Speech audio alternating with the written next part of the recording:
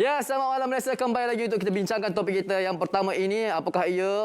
Sebelum itu kita wawa kedatangan tetamu kita yang pertama. Kita ada Ijam Petra in the house. Selamat datang Ijam. Selamat datang. Assalamualaikum. Waalaikumsalam. Terima kasihlah sudi bersama kami. Hari itu kita bersiaran secara maya je kan? Betul. Untuk viral apa malam ni kan? Ya, betul. Sekarang ni Ijam datang studio untuk bincangkan topik kita pada malam ini, iaitu peranan belia di media sosial yang sepatutnya di era endemik ni. Betul. Apa yang perlu mereka tahu. Tapi untuk permulaan ni lah kan, Ijam mesti nak tahu apa aktiviti harian Ijam. Okey, kalau aktiviti harian saya sepenuh masa saya sebagai seorang guru. Pendidik ya. Risau kadang-kadang. Risau seorang guru. Dan saya juga belajar juga, sambung belajar peringkat sarjana. So memang sangat busy lah, sibuk lah. Jadual tu kan Ijam. Betul. Waktu siang bekerja, waktu malam study. Tapi selit-selit sikit lah main TikTok. Sempat betul. pula nak buat konten kat TikTok tu Ijam. Memang kena cari masa juga. Kena cari masa, betul. Walaupun sibuk nak menanda buku lah, kadang nak melayan pula. Ini pula apa pula yang dikongsikan ni kalau boleh Ijam ni. Ni dekat mana ni suasananya ni Ijam? Okay. Kalau boleh ni kan kita nak cakap lah ni kan pasal topik kita ni kan Ijam kan. Kita nak tahu bagaimana Ijam bahagikan masa untuk kerja hakiki dan tugas sebagai selebriti di media sosial. Kan sebab kata tadinya kan jadualnya udah pada pagi sampai ke malam. Bukan main lagi busy kan. Berat memang sangat berat orang kata kan. Tanggungjawab lah kata. Orang kata sebagai nak kata selebriti pun segan nak kata kan. Tapi ni merupakan tanggungjawab yang sangat berat lah bagi Ijam sendiri nak pikul sebagai seorang guru lagi. Jadi kau bawa orang kenal sebagai dekat TikTok, dekat social media kan. Betul. Memang sangat berat. Jadi saya nak bagikan masa tu kena fokus. Betul-betul kena fokus. So apa yang kita buat? Sebenarnya Ijam daripada awal pagi tu, jadual Ijam tu memang kena manage betul-betul. Kalau contohnya daripada sekolah pagi, mengajar dan sebagainya lah kan. Tiba-tiba balik ada meeting ke pula kan.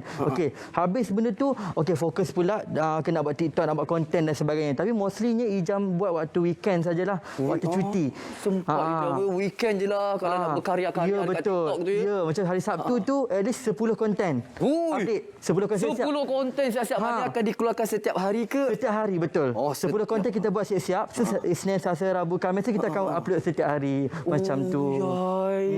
Tapi memang semua yang Ijam buat tu semuanya adalah minat Ijam sendirilah. Ijam minat. Patutlah tadi tak adalah istilah letih ke. Tidak sebab kita minat. Minat. Betul. Jadi kalau apa-apa kita nak buat kita kena ada minat. Barulah rasa macam semua benda yang kita buat tu happy. Betul. Tak terasa terbeban. Tak terasa terbeban. Dengar tu nasihat kata-kata daripada cikgu kita. Okey, cikgu Ijam. Nak bagi cikgu Ijam lah. Seronoklah selesa lah ni. Ijam ni apa ya? Ada komen daripada rakan-rakan kita ni di Facebook ni suruh baca soalan dia. Jadi kita nak baca lah ya. Ni antara soalannya. Ni soalannya ni dia DM lah saya dekat apa tu dekat Instagram. Mana pula lah soalannya tadi kan. Ni. Okey, antara soalannya dia kata apa? Menjadi antara yang terpengaruh di media sosial, sejauh mana pihak Tuan melihat impak dia panggil Tuan Cikgu Aziz daripada Aziz. Terima kasih Aziz.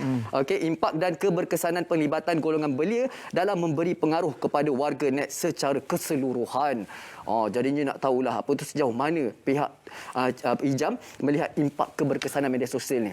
Okey, terima kasih di atas soalan itu, sangat bernas lah. Aziz, terima kasih sangat-sangat atas soalan itu, sangat bernas. Orang kata suka soalan macam tu. Mencabar minda kita. Kan? Mencabar dan merisau kan? Merisau kadang-kadang dik. Okey. Alright, jadi kalau social media ni kita kena pandai bawa. Kita lihat arah mana. Kalau kita sendiri melihat social media ni ke arah yang negatif, dia akan menjadi negatif. Kalau kita membawa ke arah positif, dia secara tak langsung dia akan menjadi ke arah yang positif. Jadi macam mana kita nak membawa social media itu bergantung kepada diri kita sendiri. Apa yang kita nak buatkan, apa yang kita sampaikan. Yang penting niat kita sendiri. Kalau niat kita salah, kita sampaikan benda yang kita nak menyampaikan benda yang tak betul, dia akan jadi negatif lah. Bergantung pada niat kita lah. Kalau lah benda tu semuanya negatif dan hasilnya pun negatif lah cerita dia. Kalau lah positif, bendanya post-post yang baik-baik, yang berinformasi, bukan konten-konten mengarut, jadinya hasil dia pun sedap lah cerita dia kan. Okey, untuk penyelesaian di media sosial, apa yang menjadi fokus Ijam sendiri? Sebab sebagai pendidik ni dia berhati-hati tau nak post tu.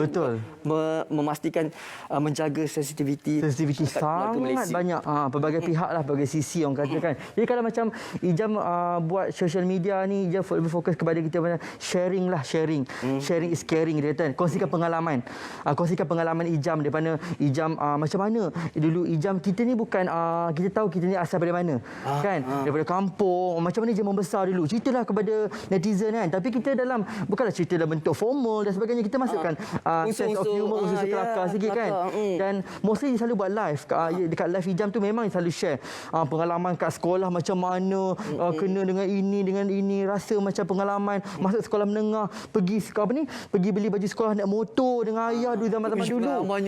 Seronok zaman-zaman dulu. Memang naik motor pergi beli baju sekolah lah, pergi ni. Seronok kita share benda macam tu. Jadi benda macam tu saya tak langsung memberi inspirasi kepada orang untuk jadi yang terbaik. Sebab dia kata, Ijam bukan orang yang kata pandai mempelajari cemerlang setiap tahun dekan ke tidak. Tapi kita berusaha untuk jadi yang terbaik. Kita semua akan jadi yang terbaik kalau kita berusaha. Niat kita kena betul, insya-Allah. InsyaAllah ya. Macam jangan risau lah. Risau juga macam semanis kurma. Macam dengan Ustaz Ijam pula dah sekarang ni. Ijam lah seronok sangat dia punya berborak kan. Tapi kan Ijam, kita ni sebagai saya tidaklah terlibat dia dengan artis media sosial, tidak, jauh sekali. Follower saya dengan Ijam langit ke bumi lah cerita dia. Tapi Ijam kita mestilah ada do and don'ts. Maknanya apa yang boleh kita lakukan, apa yang kalau boleh jangan lakukan. Betul. Supaya adik-adik kita ni dapat beri contoh yang baik di media sosial. Lagi-lagi golongan belia kita. Betul. Do and don'ts. Kita kenal siapa diri kita. Kita tahu di mana kelemahan kita, di mana kekurangan kita, di mana kelebihan kita. Kita kena kenal diri kita dulu sebab kita jadi social media influencer ni. Sebab sekarang ni influencer ni bagai orang cendawan tumbuh di tepian. Banyak semua jadi influencer. Tetapi apa yang awak influencekan kan? Jadi awak kena tahu dari segi bahasa kena jaga, cara kita punya sosial kita, adab kita. So kita ni orang Melayu, penuh dengan sopan dan santunnya, penuh dengan adabnya. Jadi kita kena jaga adab budaya kita, bahasa terutamanya. Macam mana kita ni. Dan don'ts-nya janganlah kita wujudkan unsur-unsur perkauman, isu-isu perkauman. Benda itu rasa perlu ditekankan. Betul. Keagamaan. Kalau kita tak pakar, jangan sebut pasal hukum hakam. Jangan sebut. Memang saya kata elakkan untuk Ijaz sendiri kan. Dia selalu elakkan sebut pasal isu perkauman, tentang keagamaan, tentang politik. Ijaz elakkan benda tu. Sebab kita tahu kita sebagai seorang penjawat awam, sebagai seorang pendidik, seorang guru, kena jaga sangat kena menjaga. Dan yang terakhir sekali bahasa kita lah. Kadang-kadang kita cakap ni terlepas dan sebagainya. Biasa kita muda kan. Kadang kita ada yang tu berfikiran macam bergurau. Tapi faham orang lain. Memang kena jaga. Lenggok bahasa pun sangat penting sebenarnya. Betul. Itu sangat-sangat penting. Itulah. Tapi kan bila tengok mata Ijam ni kan galak betul mata dia. Kalau anak murid garang macam ni ke? Garang ke ceria? Memang Ijaz tegas sikit je kata. Tegas sikit. Kita nanti kalau jumpa lah anak murid dia kan. Tanya betul ke Cikgu Ijam ni tegas sikit ke tegas banyak kan? Tegas tapi sayang. Tegas tapi sayang. Nak mendidik lah, nak mendidik katanya kan. Okey, baiklah kan Ijam kan. Dalam banyak perkongsian Ijam dekat media sosial kan, terutamanya macam TikTok, dengan Instagram, ada tak kata-kata negatif dan bagaimana Ijam counterback? Okey. Kalau kata negatif tu daripada Ijam mula-mula TikTok tu memang selalulah sentiasalah ada yang negatif. Awal lagi tu. Ya, baru bercimpung je pun. Terus. Baru bernafas dah benci dah netizen. Tak ada apa lagi dah benci netizen. Tapi macam mana kan? Kita ni tak pernah sempurna kan. Baru bernafas bencinya kau contoh. Contoh tapi betul lah. Itulah nak digambarkan punyalah orang netizen macam-macam perangainya. Yang penting walau apa jua cara sekalipun kena banyak bersabar. Kena banyak bersabar. Ingat, setiap orang pasti akan ada ujian dia. Dan setiap orang akan diuji dengan pelbagai cara. Pelbagai cara. Allah uji tandanya Allah sayangkan kita. Dan kita mampu. Kita mampu harungi benda tu. Memang orang akan herdik, orang akan hina macam-macam. Sampai tahap keluarga Ijam ini. Keluarga pun terlibat sekali. Tapi dia kata tak apa. Allah tahu aku nak buat apa niat saya dan sebagainya. InsyaAllah. Dia percaya pada Allah. Itu sahaja. Ya, percaya kepada Allah. Tapi kan Ijam, tapi memang betul lah ada satu kata-kata tu kadang memang kita ni memang nak menjawab. Tapi Ijam macam mana memberikan kekuatan kepada diri untuk tidak menjawab dengan kata-kata yang mengguris. Betul. Kadang-kadang itulah dengan Ijam punya lawak-lawak. Dia risau kadang-kadang. Dengan macam tu je. So, insya-Allah Ijam harap benda tu akan habis. Risau risau macam-macam kata Kak Abang risau. Dia kadang-kadang kita terpaksa geram kadang-kadang. Takkan nak maki pula kan. Dah tak elok. Betul. Setiap percakapan kita kan melambangkan diri kita. Bahaya. Kena jaga bahasa kita. Kena jaga bahasa itu kata kuncinya daripada Cikgu Ijam kita. Betul. Kena jaga bahasa adik-adik.